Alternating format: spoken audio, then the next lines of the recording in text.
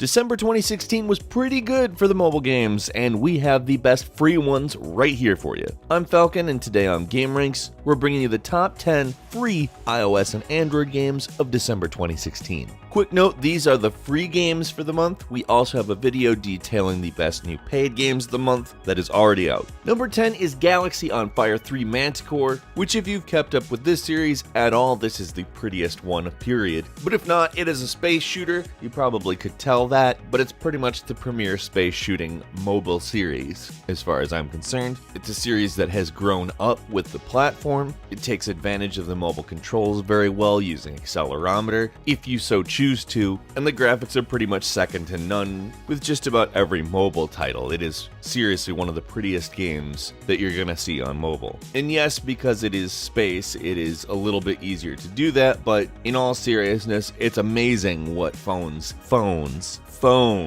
can do. It's a great game, features a lot of social elements, and it has really responsive, phenomenally good controls. Number 9 is Silly Sausage Doggy Dessert, which seems at first glance to maybe be a platformer, but it is actually kind of a centipede style game with a more platformy looking level-based mechanic, and to be completely honest about this, it's a pretty damn good game. It looks goofy as hell, has a weird name, but it has a really good level design. Pretty much everything is food themed in the game, which I tend to find as somewhat of a wary point with games, but this is one of those ones where it doesn't matter at all. It's fantastic. It's a great game. Lots of stuff will remind you of platforming, but you're just playing with a slightly different mechanic. It really works out well. It's a really cool game. I was pleasantly surprised. Number 8, Fast Food Rampage, another game based around food that is shockingly good. It seems this month everybody decided that it was time to make food-themed games that have nothing to do with food and make them good.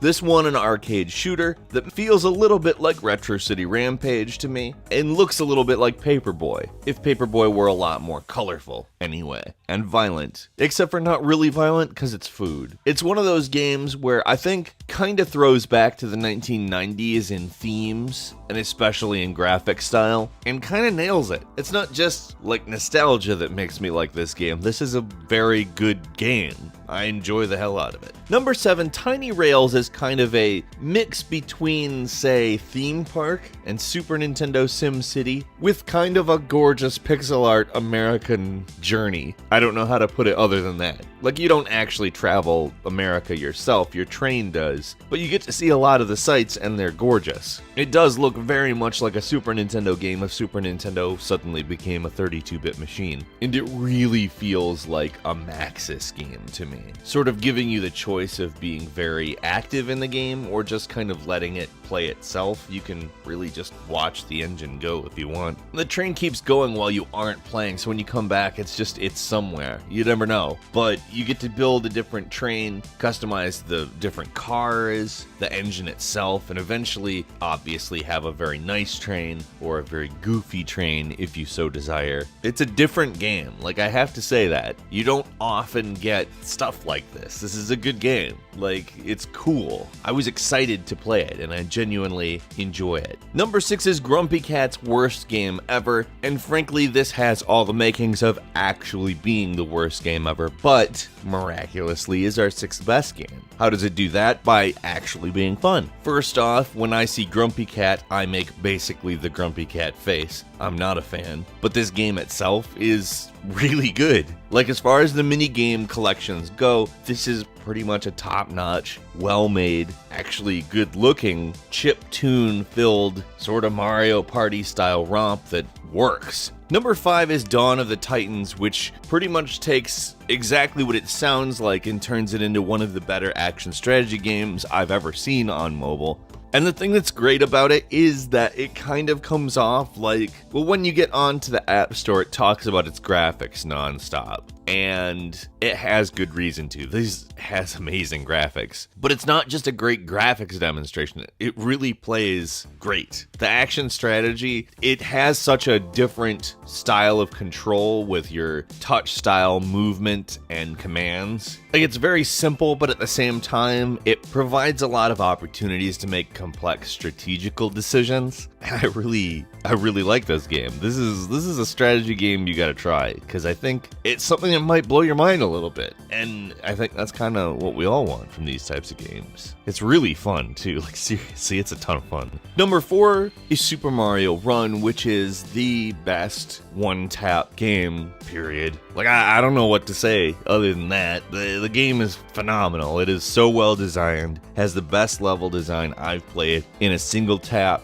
infinite running style game, and somehow manages to make the game more complex than any of the other ones that I've played. It's shocking because this is Nintendo's first real mobile game. Miitomo was not a real game, let's be honest. And Super Mario Run nails it just so many ways. I can't express to you how much I like Super Mario Run. And although it's exclusive on iPhone right now, it will be coming to Android, and we will be talking about it. Because if it is anything as good as the iPhone version, and it most likely will be, it's gonna be freaking awesome, because this game is freaking awesome. Number 3 is Hilltop Racing 2, which brings all of the really good physics-based racing action that they have created in the first game and brings in a multiplayer element. Of course, it's been tightened up a little bit. I think it plays a little better than the first game, but the main reason to have this over the first game is the fact you can play with other people now. And it changes the races quite a bit if you've played the first one, but if you were a fan of the original distance-based gameplay, that is also here. The graphics are vastly improved from the first game, which was a little rudimentary. This one gets a little bit more detailed, although retains a nice cartoony look on everything. It's cool because it's not a normal racing game. Everything's gone kind of hyper real, and it's nice to have something that's kind of maybe a little more fun and goofy. Number 2 is Tap Titans 2, which gives you sort of a tap/RPG type game. It sort of brings all of the less exciting elements out of the RPG and keeps you in a more sort of arcade RPG type experience where it's all non-stop action. You play as the Sword Master, you pretty much take on a bunch of different, wait for it, Titans, as the title says, and you tap to defeat them. It has a lot of unlocks in it. It's not overbearing with the free-to-play elements, shockingly enough, and although it's not a massive difference from the first game, I will say, that's kind of the only downside. These games really play very well and are a lot of fun, and competing with other players in a sort of RPG-style environment. I don't know, for whatever reason, I've really enjoyed the development of that everywhere, and this game implements it really well. And finally, number 1 is Distraint, which if you are a PC pixel art horror fan, you probably already know about. That being said, this game was kind of custom made for mobile. I'm surprised it wasn't here already because it really comes off well. It's a horror game with very detailed pixel art graphics. Now that, I know, sounds like a misnomer, but hear me out. Sometimes limitations give you room, and this is the type of game where the graphics are exactly that. It's actually really scary. The atmosphere is pulled off in what just seems like an effortless way. This is like, as far as I'm concerned, it's very hard to do horror games with unrealistic graphics, and Distraint is just like, it is there. It's got a nice minimalist interface, and there's some good dark humor thrown in. Believe me, good horror needs personality, and there's a ton of it in Distraint. What was your favorite free mobile title this week? Let's talk about that in the comments. If you enjoyed this video, please click like, and if you're not subscribed, now is a great time to do so. We upload brand new videos every day, and we want to thank you so much for watching this one. I'm Falcon. You can follow me on Twitter @FalconTheHero, and we'll see you next time right here on gameranx.